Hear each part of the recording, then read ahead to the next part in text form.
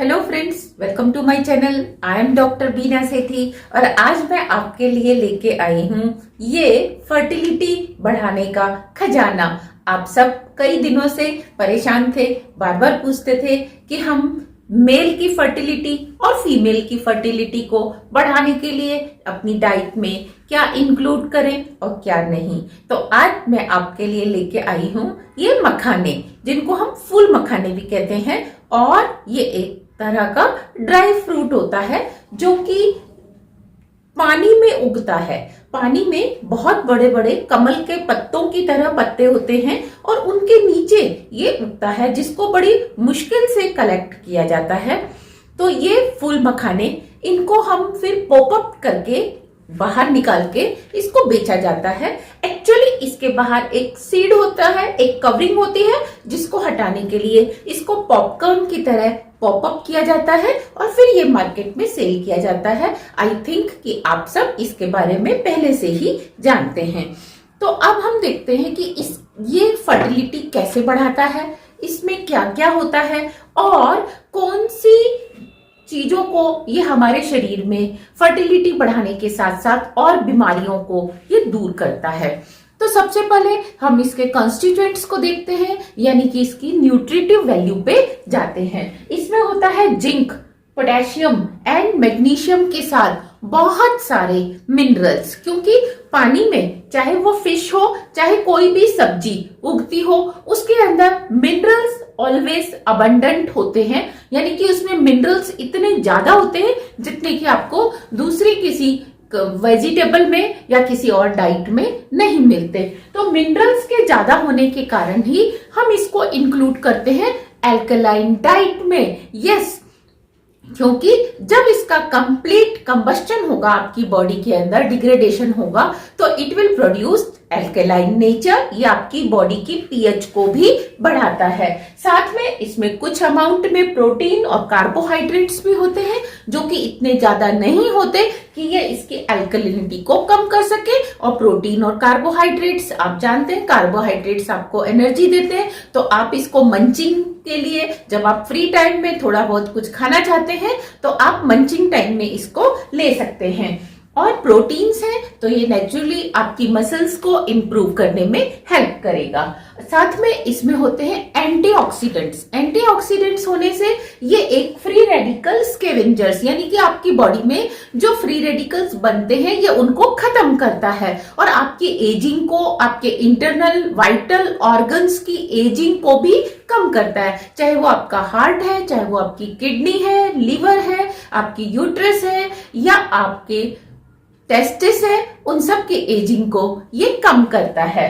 तो आप ज्यादा टाइम तक यूथ आपकी बनी रहती है।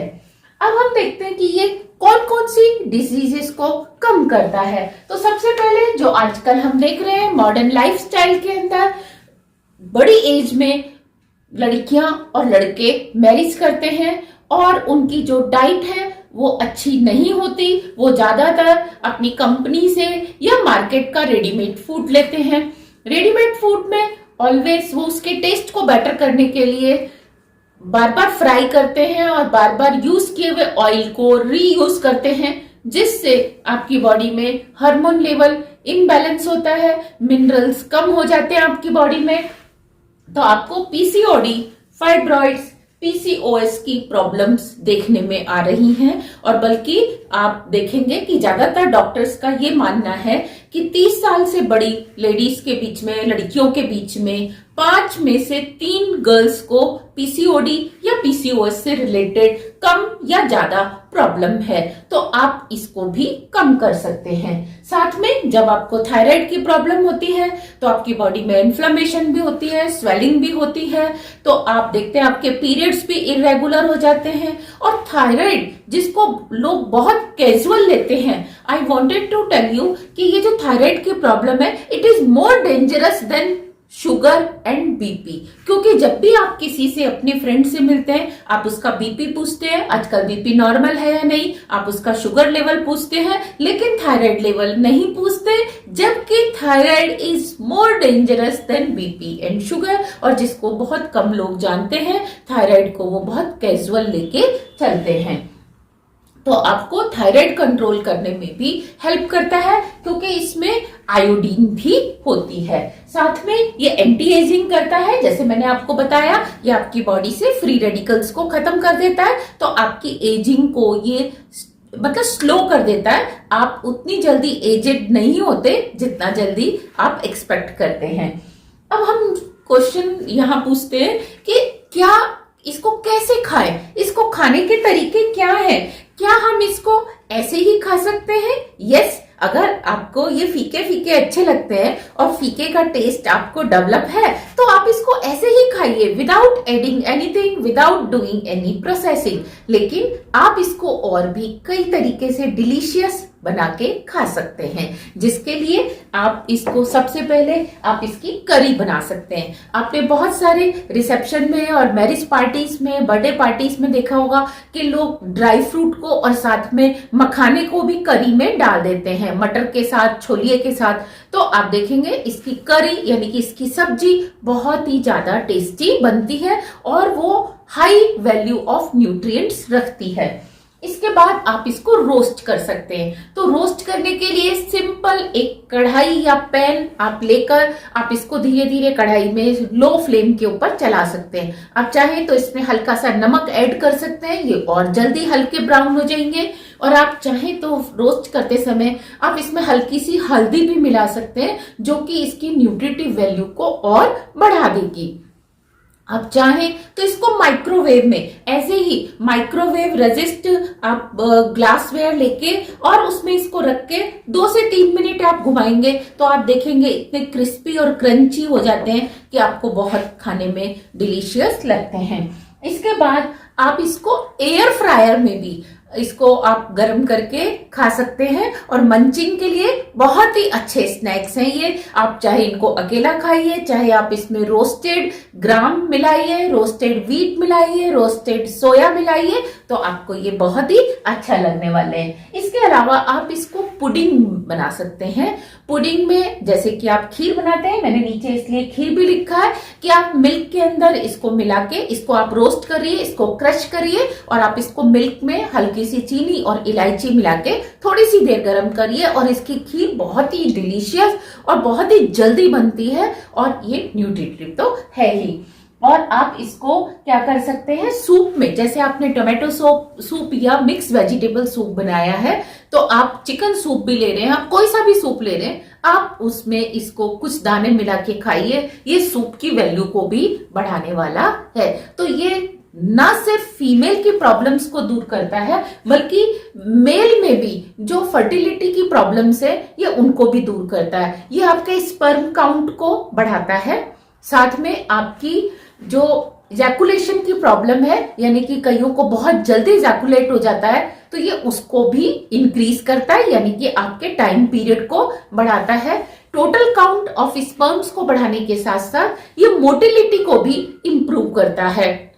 मोटिलिटी इंप्रूव होने से आप देखेंगे कि आपकी जो फर्टिलिटी है वो इंक्रीज हो जाती है। साथ में ये आपके सीमन की पीएच को एल्कलाइन बनाता है, जिससे वाई स्पर्म्स की लाइफ भी बढ़ जाती है और आपको हेल्प मिल सकती है थोड़ी सी कि आप चाहें तो आप बेबी बॉय की तरफ मूव कर सकते हैं। इसके अलावा फीमेल के अंदर ये एग्स के साइज को अच्छा करता है। कईयों को प्रॉब्लम होती है कि छोटे साइज में ही एग रप्चर हो जाता है और वो फ्यूज नहीं हो पाता, तो ये एग के साइज को भी इंक्रीज करता है, उसके रप्चर होने को भी हेल्प करता है। और साथ में अगर बच्चेदानी कमजोर है, यूट्रस कमजोर है और वो इम्प्लांटेशन नहीं हो पा रहा तो ये इम्प्लांटेशन को भी बढ़ाता है, क्योंकि ये एक तरह से इसमें फाइबर भी होता है और फाइबर होने से ये कॉन्स्टिपेशन को दूर करता है। कॉन्स्टिपेशन दूर होने से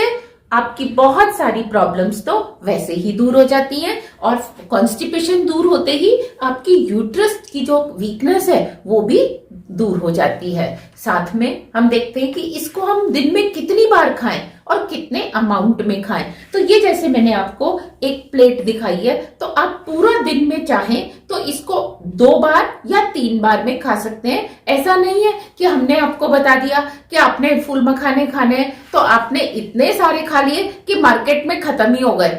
आपने इतने सारे भी नहीं खाने हैं।